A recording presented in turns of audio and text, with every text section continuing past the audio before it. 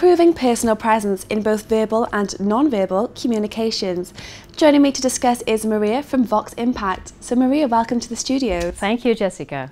So firstly, how does someone improve their personal presence without losing authenticity? Yeah, this is a big worry of many people. They may come to me and say, I'm not so happy with the way I come across, but I don't want people to say I'm fake if I'm trying to change anything. So let's first talk about what is personal presence. It's really about how we move through life, how we show up, how we are with others, and how we express ourselves. And working on your personal presence, it's not about being a showman or becoming something that you are not. It's really about being more of who you already are, being like the best version of yourself. And authenticity, that's all about being true to yourself, being true to your values and your beliefs. So working with personal presence, that is aligning the way I show up, what I say and what I do with my values and beliefs. So by doing that, by enhancing your personal presence, you will actually be more authentic, not less. And often it's counterintuitive, because if I start working with you and suggest you change something, you'll say, well, Maria, that's not natural, it doesn't feel like me.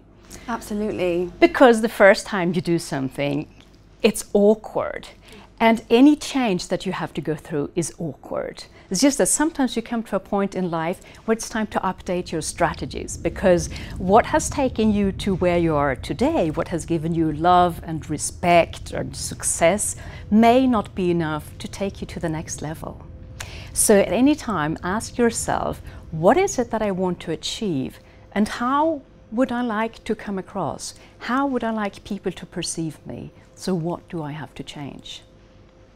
So you mentioned being the best that you can be, which was a really interesting concept, because I guess for business people, being a personal speaker and a public speaker is their own worst nightmare. So how can they overcome this? Yeah, this is something that most people suffer from, and it's absolutely human. When you have a camera, when you have lots of eyes staring at you, we get nervous.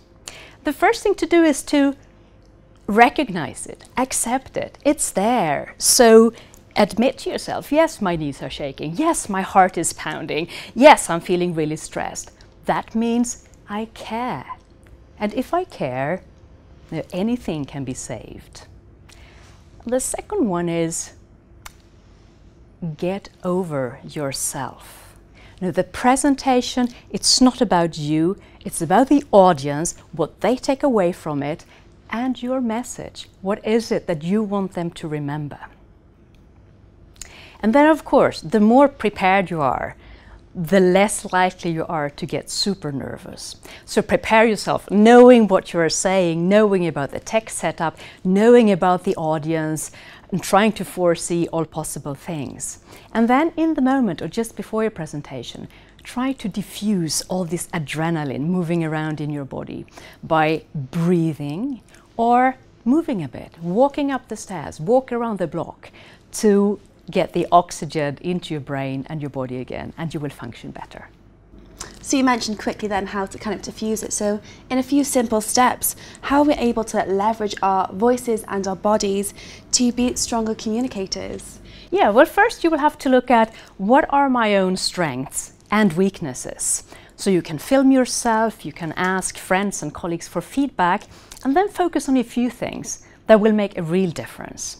So here are a few things that many people can benefit from. So first, for the body, is to be centered. So for example, the way you stand with your feet together, be balanced. Okay.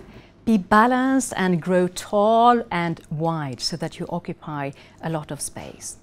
And also be centered in your mind, so that you're not thinking about what you're having for dinner today or all the emails that you didn't write last night. Yes. But really be here and now with the audience. So be centered. And then second, connect. So connect to the person or the people that you're speaking to. Now get the eye contact, move towards them. Now, whether it's one person or 1,000, the move towards is always nice. And I guess the movement as well is a bit more natural. It kind of puts you at ease also. It does, and again, that diffuses the adrenaline that you're feeling in your body. And that takes us to the last one of the body things. Let your body talk. Our hearing is the weakest sense. So if you already want people to really remember what you're saying and understand it, help them. Give them some visual cues. Make drawings in the air and use open and relaxed movements to illustrate what you're talking about. So that was the body, then how about the voice? Well, for the voice, one of the most important things is to pause. Take your time. You need to breathe and your audience need to digest what you are saying. And then try to avoid weak language. Anything that is redundant in what you're saying. So all the ums and ahs and basically and really. So keep it short and concise.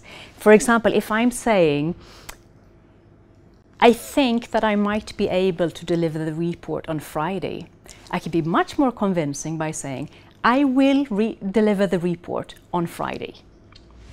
And then last, vary your voice to make it more interesting and make people remember what you're saying. So put more weight to the words or the phrases that are important. And you can do that through saying them louder, you can change the speed that you're talking, and you can add pauses there as well. So with these simple things, that will already make you a better communicator. Fantastic. Well, thank you so much for coming in today and sharing your information with us. Thank you, Jessica. Well, that's all that we have time for today, but for further updates and interviews, do check out the Dukascopy website. Goodbye for now.